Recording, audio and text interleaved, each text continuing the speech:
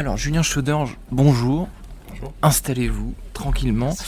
Je vais vous demander de retourner quelques années en arrière. Je ne vais pas vous demander votre âge, mais quand vous êtes né, dans quelle carrosse, dans quelle poussette étaient déplacés les enfants? C'est selon vos souvenirs sur les photos de famille. On vous voit probablement dans votre poussette, non? Absolument, poussette McLaren. Moi, Ah je ouais. me souviens de la poussette McLaren qui a été inventée dans les années 70 et qui Ouais. était déjà une belle évolution du marché de la poussette à l'époque. D'accord. Absolument. Donc poussette McLaren, on en voit encore aujourd'hui des modèles comme ça? On en voit encore, c'est un pliage aujourd'hui qui est un petit peu qui s'appelle le pliage Cannes, donc on voit beaucoup moins. Ouais. Mais en tout cas, oui, on en voit encore un petit peu. Oui. Encore un petit peu. Voilà. Bon, après, c'est un modèle qui a un certain âge, donc avec un brevet qui est en domaine public. Donc aujourd'hui, il y a pas mal de. Voilà. Mais ça reste des poussettes assez basiques en fait. Très vintage, comme les voitures de collection, des poussettes de collection. Absolument, Si on veut. absolument. Avec des tissus, encore de l'époque, je me souviens avec des tissus rayés blancs et bleus.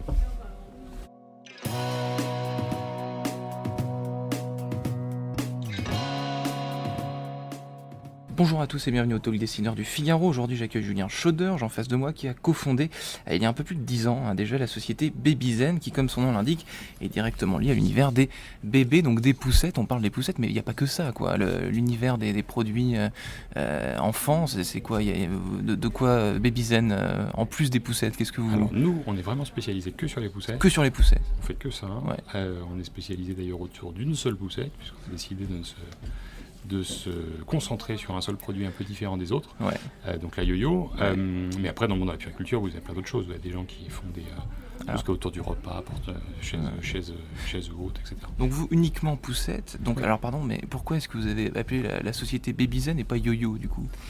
Pourquoi? Parce que déjà, on n'a pas pour ambition que de faire que des poussettes à terme. Ah. Voilà. Après, on s'est occupé ces dernières années de faire des poussettes. Donc, on a fait une première poussette, la poussette Zen en 2009, puis Ouais. la poussette Yo-Yo en 2012. D'accord. Et aujourd'hui, on a gardé que la yo-yo pour simplement parce qu'on trouve que c'est un produit qui est beaucoup plus adapté aux parents citadins d'aujourd'hui, C'est qui ça. est beaucoup plus adapté aux besoins des parents aujourd'hui. Donc, on essaie aussi de faire en sorte de faire des produits qui correspondent à un vrai besoin. Donc les citadins, vous avez dit, donc la poussette yo-yo, c'est pour les gens, effectivement, on la voit partout dans la rue, comme si vous aviez une sorte de monopole sur ce secteur-là. Comment est-ce qu'on fait pour créer une mode, j'imagine, le côté pratique doit aussi jouer, Oui. mais comment est-ce qu'on arrive à ce point dans Paris, quand on se balade dans la rue, on voit yo-yo partout, quoi. Et pour les jeunes parents, c'est quasiment pas bien si on n'a pas de yo-yo. Comment Alors, est-ce que vous on avez a- réussi à construire ça? Déjà, le produit est vraiment. Je pense que le produit apporte un vrai service. C'est-à-dire que c'est un produit qui est vraiment pliable, c'est un produit qui est vraiment léger, on peut vraiment le porter à l'épaule. Enfin, on a apporté tout un tas de services qui n'existaient pas avant. Le fait de simplement pouvoir plier une poussette, la mettre à l'épaule, c'est quelque chose qui n'existait pas. Ensuite, c'est un produit qui correspond vraiment à une nouvelle vie que peuvent avoir les parents citadins aujourd'hui. Il faut savoir qu'on est présent dans 90 pays. Et qu'on Ah oui. vend finalement la France représente que 15% de notre Ah marché. oui, d'accord. Donc on a la chance aussi d'être presque aussi visible à Londres, à New York, à Paris. Donc à vous êtes Tokyo, etc. exporté assez facilement. Très vite exporté, et avant tout dans les grandes capitales. Et vous me parlez de technologie, donc le côté pliable que vous avez inventé. Pas moi directement, Nous c'est nos oui, équipes. nous vérifions, c'est ça. Donc faire breveter ce modèle, cette technologie, Ouais. ça a pris combien de temps de concevoir ce modèle-là? Entre les premiers, à peu près 5 ans. Entre 5 le ans. moment, vraiment les premières idées, les premières ébauches, et en arriver à un produit sur le marché, à peu près 5 ans. Ouais. Parce qu'il y a eu des petites imperfections au début ou pas? Enfin, le modèle que vous avez, le premier modèle que vous avez sorti par rapport à celui d'aujourd'hui. Oui, il y a forcément des imperfections. Ce qui a été un petit peu difficile au début, c'est que déjà, il faut faire un brevet, donc ça c'est quand même assez long. Ensuite, il faut le déposer, ensuite, il faut l'étendre dans tous les pays, de façon à se protéger le mieux possible. Et puis ensuite, évidemment, il faut le concevoir et le finaliser. Donc oui, il y a des imperfections. Le produit n'était pas aussi abouti qu'aujourd'hui.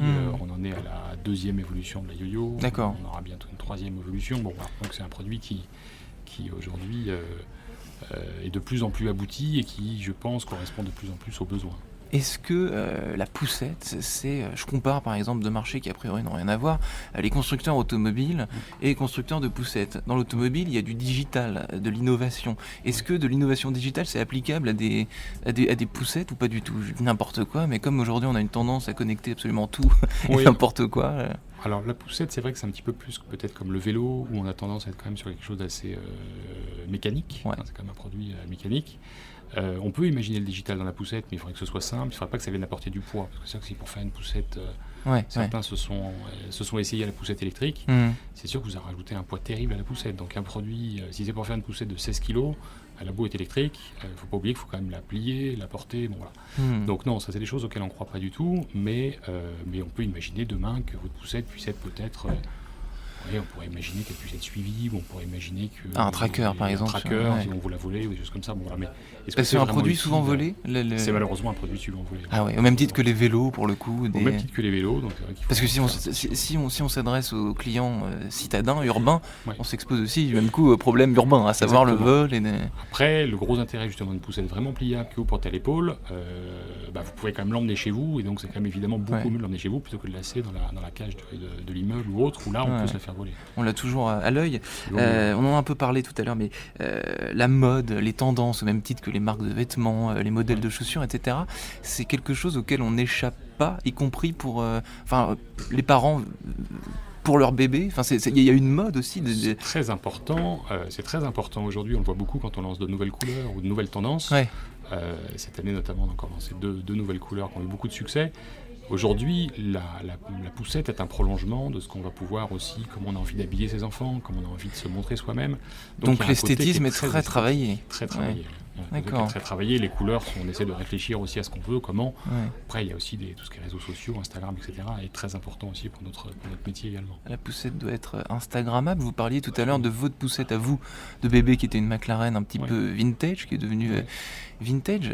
À l'époque, c'était, j'imagine, la poussette qu'il fallait avoir, entre guillemets. Ouais. Aujourd'hui, c'est plus le cas. Comment est-ce que vous estimez un cycle, justement? Combien de temps? Là, ça fait 8 ans que la yo-yo cartonne, entre guillemets.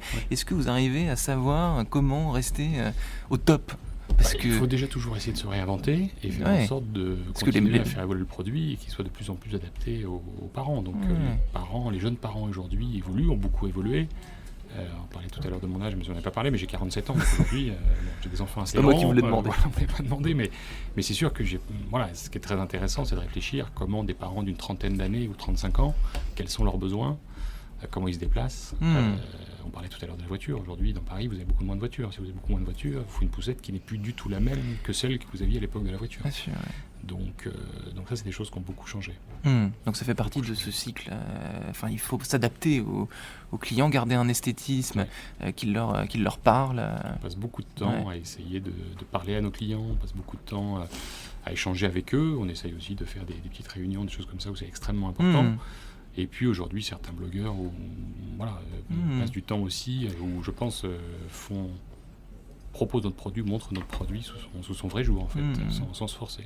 Alors j'ai vu votre CV, votre LinkedIn plutôt, Julien Schauder, j'ai vu qu'il y avait un trou de 10 ans entre le moment où vous quittez l'école de commerce et le moment où vous fondez Babyzen. Donc entre les deux, qu'est-ce qui s'est passé? Vous voulez nous cacher? Non, pas du tout, j'avais rien à cacher du tout. Moi j'ai travaillé pendant 12 ans dans l'automobile, notamment pour le groupe Fiat. Ok. Donc je sais pas pourquoi ça apparaît pas, faut que je vérifie. Donc d'un carrosse à l'autre finalement. De 4 roues à nouveau 4 roues mais sans moteur. Et les deux vous ont inspiré? Vous avez trouvé de l'inspiration pour créer votre société quand vous étiez chez Fiat? Où ça n'aurait rien à voir? C'est une très grosse source d'inspiration puisque à l'époque Fiat travaillait, donc au début des années 2000, Fiat travaillait sur la Fiat 500. Ouais. Et le type de poussette de l'époque, c'est sûr, ne risquait pas de rentrer dans une Fiat 500. Donc ça, c'était quand même un début d'inspiration en se disant on ne peut pas avoir des constructeurs automobiles et des constructeurs de poussettes qui ne se sont pas parlé. Donc c'est clairement presque l'une des inspirations principales pour se lancer dans ce métier-là. Après, j'ai la chance d'avoir un père qui est designer, qui travaille dans les produits pour enfants depuis toujours, notamment qui a également travaillé sur un autre produit très connu, le Baby Cook. Donc d'une certaine inspiration, je me suis dit, voilà, il y a quelque chose qui ne va pas dans les poussettes, il faut qu'on se lance là-dedans. Et on avait la conviction très forte qu'on avait vraiment notre place à prendre dans ce marché, qui était un marché assez... pas vieillissant, mais dans lequel il ne se passait plus grand-chose. Voilà. Un marché à dépoussiérer, en gros. À dépoussiérer, on peut peut-être à réinventer ou à réadapter à une nouvelle clientèle. Merci Julien Schauder. Merci à vous. Merci beaucoup.